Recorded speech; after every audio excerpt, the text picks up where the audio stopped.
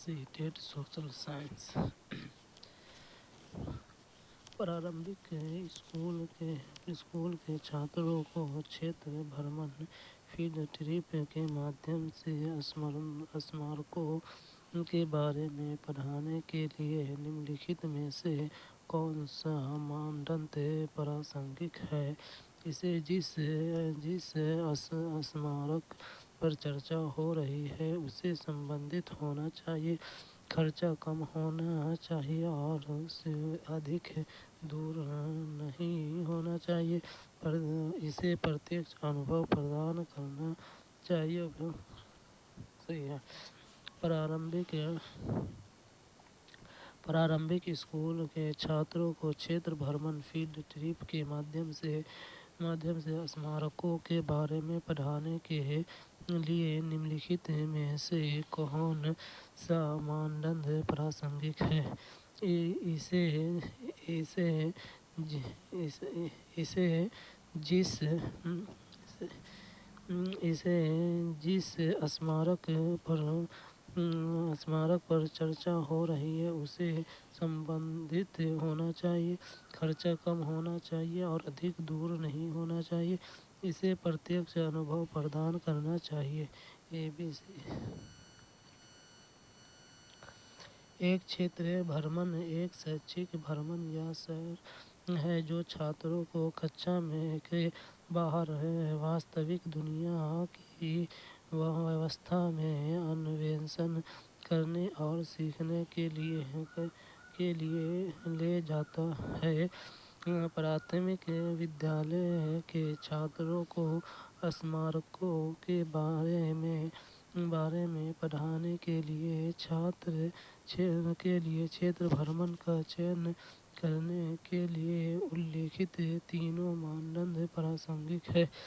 इसे जिस स्मारक पर चर्चा हो रही है उससे संबंधित होना चाहिए। यह सुनिश्चित करता है कि क्षेत्र भ्रमण पाठ्यक्रम के साथ संरेखित हो और छात्रों को उस विषय से संबंधित व्यवहारिक और ठोस अनुभव प्रदान करे जिसके बारे में वो सीख रहे हैं। खर्च कम होना चाहिए और अधिक दूर नहीं होना चाहिए। छात्र और स्कूल दोनों के लिए व्यवहारात और पहुंच सुनिश्चित करने के लिए बजट और दूरी की बाधाओं को ध्यान में रखना महत्वपूर्ण है। यह एक अधिक व्यवहारिक और प्रबंधनीय क्षेत्र भ्रमण अनुभव को में मदद करता है। इसे प्रत्यक्ष अनुभव प्रदान करना चाहिए। क्षेत्र भ्रमण से छात्रों को सीधे स्मारक का निरीक्षण करने और उसके साथ अंतिम क्रिया करने का अवसर मिलना चाहिए। यह व्यवहारिक अनुभव उनकी समझ और विषय वस्तु के साथ जुड़ाव को बढ़ाता है। निम्न में से कौन सा कथन लोकतांत्रिक कक्षा कक्ष की विशेषता नहीं है? छात्र कक्षा में गतिविधियों हेतु कार्यक्रम का निर्णय लेते हैं। छात्र केवल शिक्षक को सुनते हैं व उनके निर्देशों का पालन करते हैं।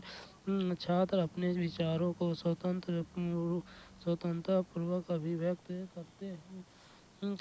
छात्र अधिगमकर्ता पर प्रश्न पूछ सकते हैं और उनका आकलन कर सकते हैं। निम्न में से कौन सा कथन लोकतांत्रिक कक्षा कक्ष की विशेषता नहीं है? छात्र केवल शिक्षकों को सुनते हैं व उनसे निर्देश का पालन करते हैं। एक लोकतांत्रिक कक्ष की विशेषता शिक्षा के लिए एक छात्र केंद्रित दृष्टिकोण है, जहां छात्र सक्रिय रूप से निर्णय लेने में शामिल होते हैं। कक्षा में उनके विचार शामिल होते हैं और अधिगम की प्रक्रिया को आकार देने में भाग लेते हैं। छात्र कक्षा के गतिविधियों हेतु कार्यक्रम का निर्णय लेते हैं। एक लोकतांत्रिक कक्षा में छात्रों के पास निर्णय लेने की प्रक्रिया में शामिल होने का अवसर होता है, जिससे कक्षा की गतिविधियों के लिए एजेंडा निर्धारित करना शामिल है। छात्र केवल शिक्षक को सुनते हैं व उनके निर्देशों का पालन करते हैं। यह कथन एक लोकतांत्रिक कक्षा की विशेषताओं के साथ संरेखित नहीं होता है।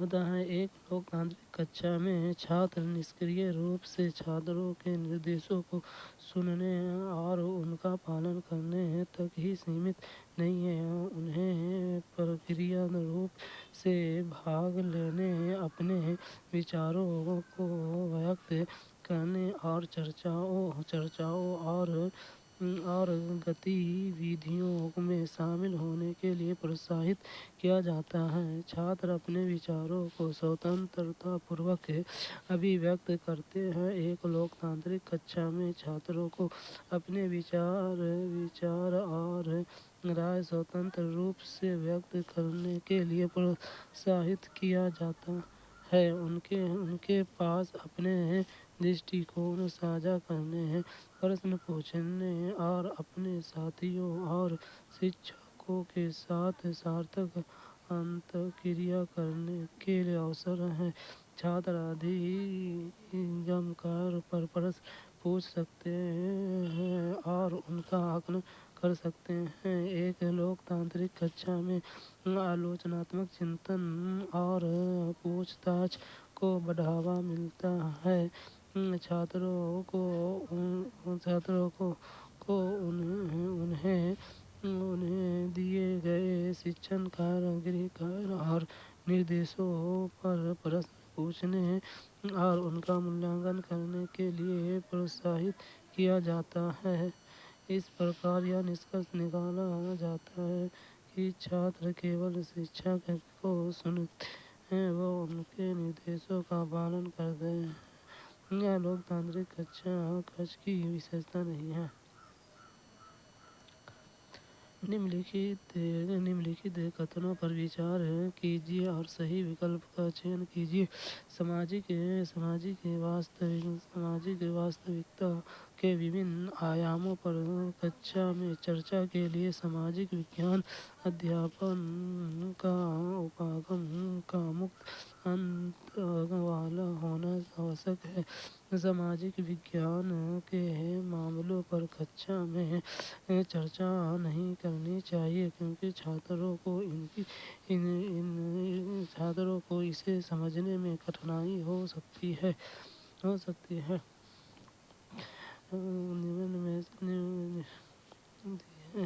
निम्नलिखित कथनों पर विचार कीजिए और सही विकल्प का चयन कीजिए।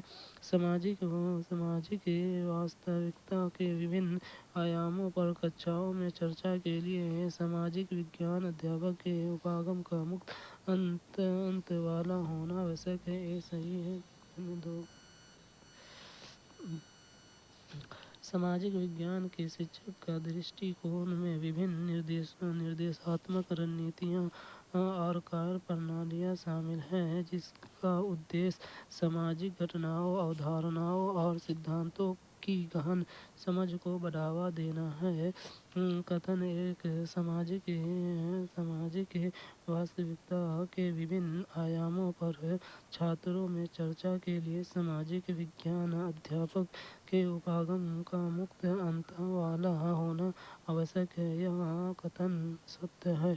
सामाजिक विज्ञान समाज के जटिल और विविध पहलुओं से निपटने रखते हैं और एक खुला दृष्टिकोण छात्रों को कई दृष्टिकोणों का पता लगाने और उनका विश्लेषण करने, समालोचनात्मक चिंतन से में संलग्न होने और सामाजिक वास्तविकताओं की गहन समझ विकसित करने में मदद करता है।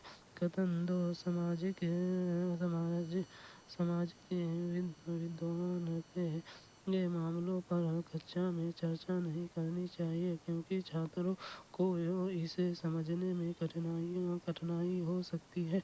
यह कथन असत्य है जबकि सामाजिक संघर्ष के मुद्दे जटिल और चुनौतीपूर्ण हो सकते हैं। उन्हें सामाजिक विज्ञान कक्षा में संबोधित करना महत्वपूर्ण है। ऐसे विषयों के साथ जोड़कर छात्र सामाजिक गतिशीलता, सहानुभूति और समालोचनात्मक चिंतन कौशल की समझ विकसित कर सकते हैं।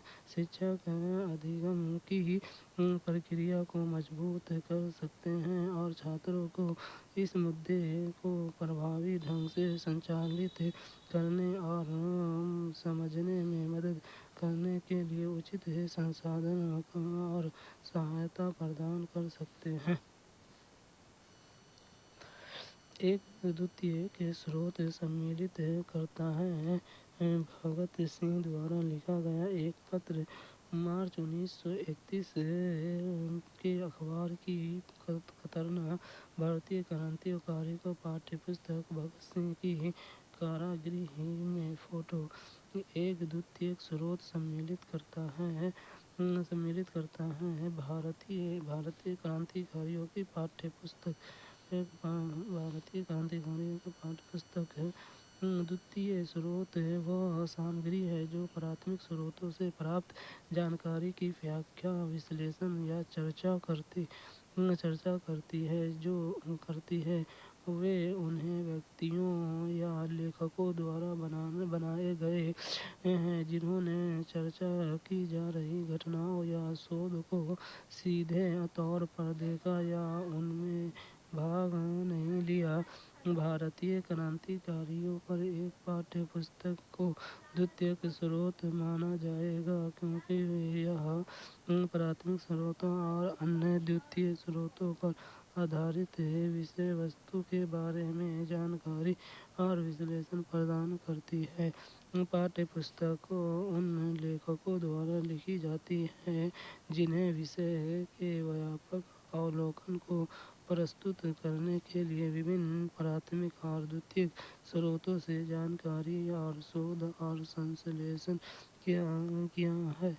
वे अक्सर ऐतिहासिक घटनाओं और व्यक्तियों पर व्याख्या, विश्लेषण और प्रतिक्रिया प्रदान करते हैं। इसलिए भारतीय क्रांतिकारियों पर एक पाठ्यपुस्तक इस विषय को पढ़ने और समझने के लिए द्वितीयक स्रोत के रूप में योग्य होगी। एक छात्र की सांस्कृतिक पूंजी बनी होती है। एक छात्र की सांस्कृतिक पूंजी बनी होती है परिवार के शैक्षिक पृष्ठभूमि से, ऐसे ऐतिहासिक स्थानों से जहां अधिगमकर्ताओं ने भ्रमण किया हो, ग्रामीण एवं शहरी क्षेत्रों के वित्तीय परिसंपत्तियों से, कोविड-19 महामारी के दौरान डिजिटल उपकरणों की उपलब्धता से एक छात्र की सांस्कृतिक पूंजी बनी होती है परिवार के शैक्षिक पृष्ठभूमि से।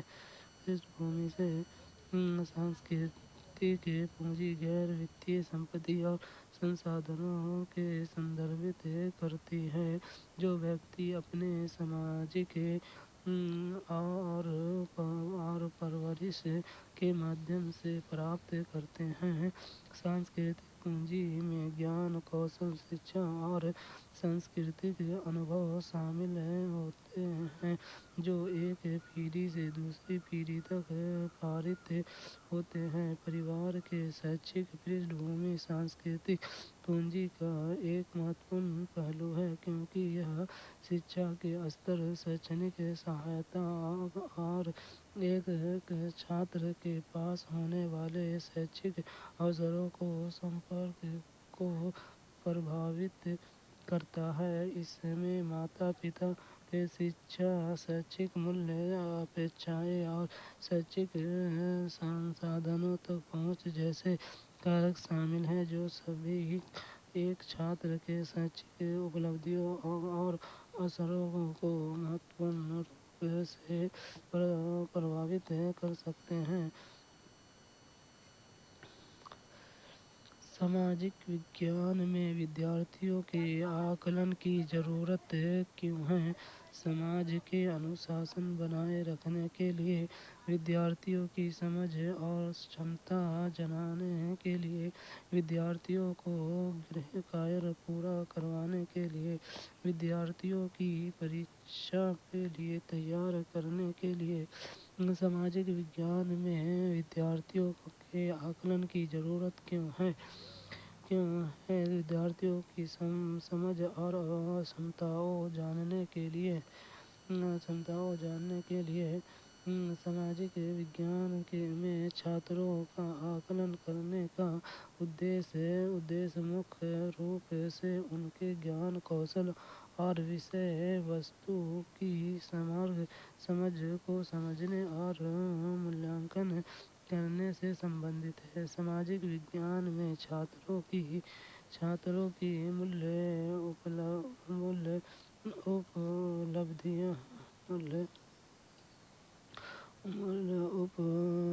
उपयोगिता में से एक उनकी विषय समझ का मापन करना और उनकी क्षमताओं का मूल्यांकन करना है। यह शिक्षकों और संसाधनों की मदद करता है ताकि उन्हें पता चल सके कि छात्रों ने सामाजिक विज्ञान में पढ़ाए गए सिद्धांत, पद्धति और विविध विधियों को समझा है या नहीं। हालांकि अनुशासन, गृह कार्य पूर्ण करवाना और परीक्षा की तैयारी भी इसमें सम्मिलित हो सकते हैं, लेकिन यह सामाजिक विज्ञान में आधारभूत मूल्यांकन के महत्वपूर्ण कारण नहीं है। वर्ष के अंत में कक्षा 6 के बच्चे में ग्लोब विषय पर भ्रांतियों को ज्ञात करने के लिए किस प्रकार के आकलन की आवश्यकता है? रचनात्मक आकलन, योगात्मक आकलन, सह-आकलन, सहपाठी आकलन। वर्ष के अंत में कक्षा 6 के बच्चे को ग्लोब विषय पर भ्रांतियों को ज्ञात करने के लिए किस प्रकार के आकलन की आवश्यकता है? योगात्मक आकलन प्रमाण एकत्र करने और शिक्षार्थियों को ज्ञान, कौशल,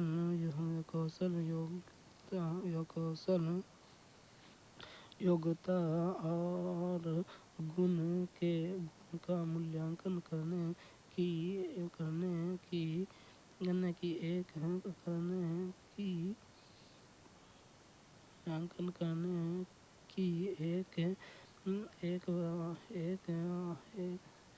एक व्यवस्थित प्रक्रिया है।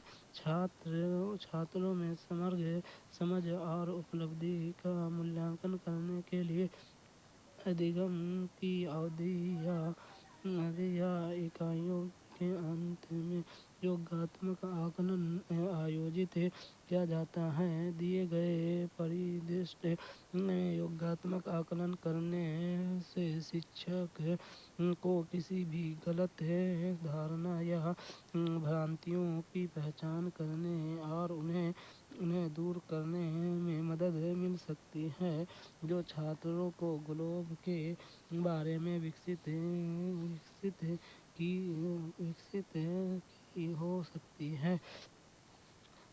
शिक्षाविदों द्वारा मिथ्या धारणाओं को खोज किए जा सकते हैं जब वे मूल्यांकन में विविध प्रकार के प्रश्न समाहित करते हैं, जो जैसे कि बहुविकल्पीय, सही गलत, लघु उत्तरीय और मुक्त उत्तर वाले प्रश्न।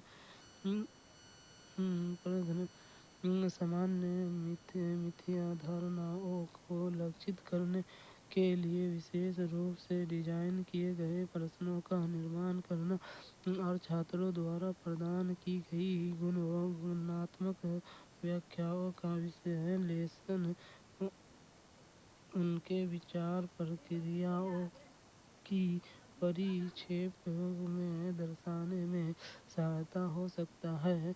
इस प्रकार यह निष्कर्ष निकाला जाता है कि वर्ष के अंत में कक्षा 6 के बच्चों के बीच ग्लोब के विषय पर भ्रांतियों को समाप्त करने के लिए सबसे उपयुक्त आकलन पद्धति योगात्मक आकलन होगा।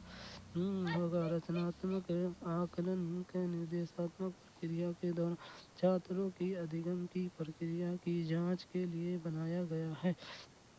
आकलन में छात्र को अपने संघ के अधिगम और प्रगति पर विचार करना शामिल है।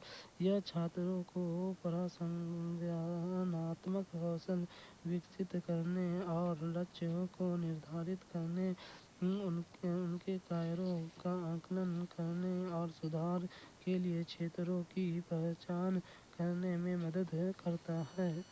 सहपाठी आकलन में छात्रों को उनके साथियों के कार्यों का आकलन करना शामिल होता है। यह छात्रों में सहयोग, आलोचनात्मक चिंतन और प्रतिपृष्ठ कौशल को बढ़ावा देता है। निम्नलिखित प्रश्नों में से कौन सा प्रश्न विद्यार्थियों की विवेचक क्षमताओं का पता करना चाहता है?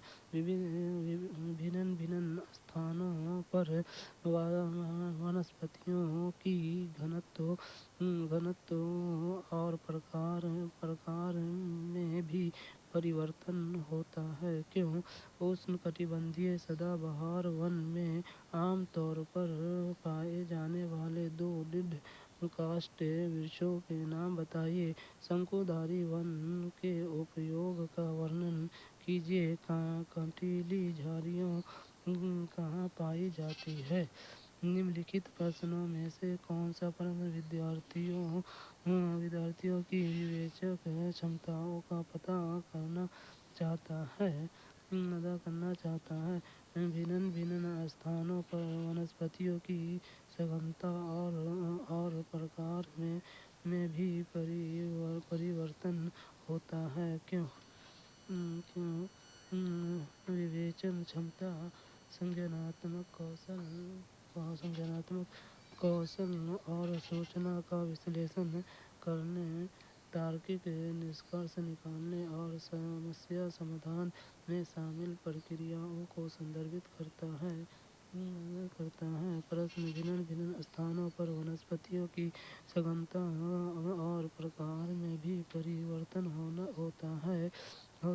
क्यों? छात्रों की विवेचक क्षमता का पता लगाने का प्रयास करता है। इस प्रश्न के लिए छात्रों के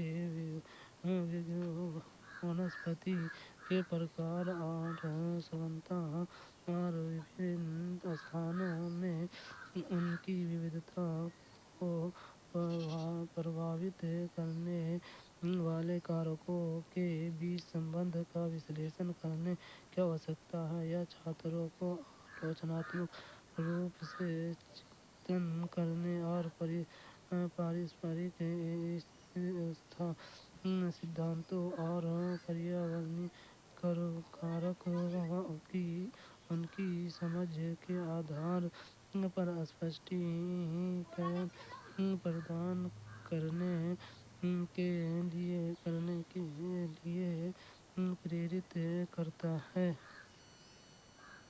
विवेचन करने और संबंध बनाने के द्वारा छात्र ज्ञान को लागू करने और तार्किक सोच में संलग्न होने की अपनी क्षमता प्रदर्शित कर सकते हैं। एक सामाजिक विज्ञान शिक्षिका अपने छात्रों को अधिकारों के बिना जीवन विषय पर अपने विचार लिखने को कहती है। कार्य खत्म करने के बाद छात्र अपने लेख अपने सहपाठियों के साथ साझा करते हैं और उसमें सुधार की चर्चा करते हैं। यहाँ पर शिक्षिका कौन सी आकलन रणनीतियाँ का इस्तेमाल कर रही है? सहपाठी आकलन, समूह आकलन, स्व आकलन, पोर्टफोलियो आकलन। एक सामाजिक विज्ञान शिक्षा अपने छात्रों को अधिकारों के बिना जीवन विषय पर अपने विचार लिखने को कहती है।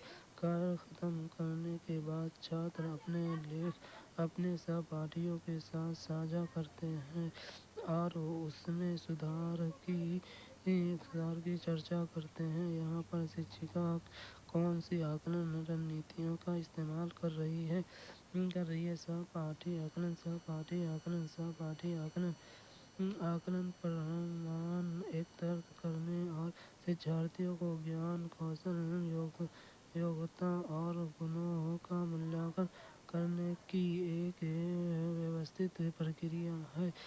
इस परिदृश्य में शिक्षिका द्वारा उपयोग की जा रही आकलन रणनीति सहपाठी आकलन है। सहपाठी आकलन में छात्र अपने सहपाठियों के कार्य का मूल्यांकन करते हैं और प्रतिक्रिया प्रदान करते हैं। इस स्थिति में शिक्षिका अपने छात्रों को अधिकारों के बिना जीवन विषय पर अपने विचार लिखने को कहते हैं। कार्य खत्म करने के बाद छात्र अपने लेख अपने सहपाठियों के साथ साझा करते हैं। इसके बाद सहपाठी सुधार के लिए सुझाव देते हैं। इससे छात्रों को एक दूसरे के काम का आकलन करने और सीखने, समालोचना, चिंतन कौशल विकसित करने और अपनी समझ और लेखन क्षमताओं को सुधार करने में मदद मिलती है। इस प्रकार यह निष्कर्ष निकाला जाता है कि सही उत्तर सहपाठी आकलन है। समूह आकलन में छात्र के एक समूह के सामूहिक कार्य का मूल्यांकन शामिल है।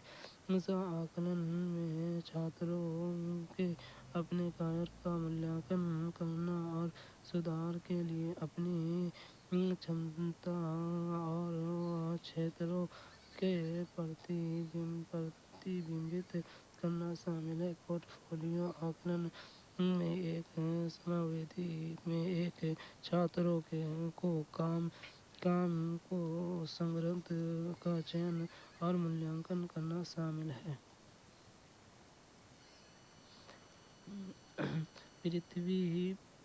पृथ्वी पर दिन रात बनने की समझ हो तो निम्न में से कौन सी अवधारणा आवश्यक है? आत्मन, घूर्णन, परिक्रमण, पृथ्वी का अपने अक्ष पर झुकाव। पृथ्वी पर दिन रात बनने की समझ हो तो निम्न में से कौन सी अवधारणा आवश्यक है? घूर्णन, घूर्णन, घूर्णन, घूर्णन। घूर्णन का तात्पर्य पृथ्वी के अपनी धुरी पर घूमने से है। पृथ्वी पश्चिम से पूर्व की ओर घूर्णन या चक्रण करती है। लगभग 24 घंटे में एक पूर्ण चक्कर चक्कर पूरा करती है। यह घूर्णन दिन और रात के बीच प्रत्यावर्ती का कारण बनता है। पृथ्वी के घूर्णन के दौरान पृथ्वी की सतह के विभिन्न भागों या तो सूर्य की ओर या उससे दूर होते हैं। सूर्य का सामना करने वाले गोलार्ध में दिन का अनुभव होता है, जबकि सूर्य से दूर वाले गोलार्ध में रात का अनुभव होता है। जैसे जैसे पृथ्वी घूमती रहती है, सूर्य पृथ्वी के उदय होता है और पश्चिम से अस्त होता है, जिसके परिणाम स्वरूप दिन और रात का चक्र होता है। पृथ्वी के घूर्णन को समझना यह समझने के लिए आवश्यक है कि पृथ्वी के विभिन्न भाग अलग अलग समय पर दिन के उजाले या अंधेरे का अनुभव क्यों करते हैं, जिससे दिन और रात की घटना बनती है। आपतन आने वाले सौर विकिरण या पृथ्वी की सतह द्वारा प्राप्त सौर ऊर्जा की मात्रा को संदर्भित करता है, जबकि आपतन पृथ्वी की जलवायु और ऊर्जा संतुलन को समझने में एक महत्वपूर्ण अवधारणा है। यह सीधे तौर पर दिन और रात की अवधारणा में बाधा नहीं है।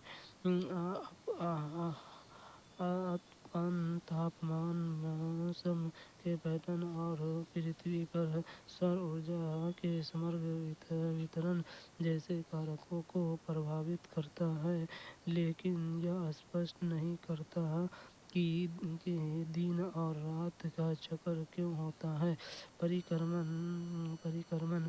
परिक्रमण सूर्य के चारों ओर पृथ्वी की कक्षा को संदर्भित करती है। पृथ्वी को सूर्य के चारों ओर एक चक्कर पूरा करने में लगभग 365.25 दिन लगते हैं, जिसके परिणाम स्वरूप ऋतुओं में परिवर्तन होता है। हालांकि परिक्रमण की अवधारणा सीधे दिन और रात की घटना से संबंधित नहीं है, जबकि परिक्रमा पूरे वर्ष सूर्य के प्रकाश के वितरण में दिन और उजाले की अवधि को प्रभावित करती है। यह दिन और रात के दैनिक चक्र की व्याख्या नहीं करती है। पृथ्वी का अपने अक्ष पर झुकाव पृथ्वी का झुकाव अपने कक्षीय तल के सापेक्ष पृथ्वी की धुरी को झुकाव के संदर्भित करता है। यह झुकाव लगभग 23.5 डिग्री है। बदलती ऋतुओं में पृथ्वी का झुकाव एक महत्वपूर्ण भूमिका निभाता है, क्योंकि यह उस कोण को निर्धारित करता है जिस पर सूर्य का प्रकाश वर्षा के अलग अलग समय में पृथ्वी के विभिन्न हिस्सों तक पहुंचता है। हालांकि पृथ्वी का झुकाव सीधे दिन और रात में घटनाओं से जुड़ा नहीं है। यह मुख्य रूप से पूरे वर्ष दिन के उजाले की तीव्रता और अवधि को प्रभावित करता है, लेकिन यह दिन और रात के दैनिक चक्र की व्याख्या नहीं करता है। संचय में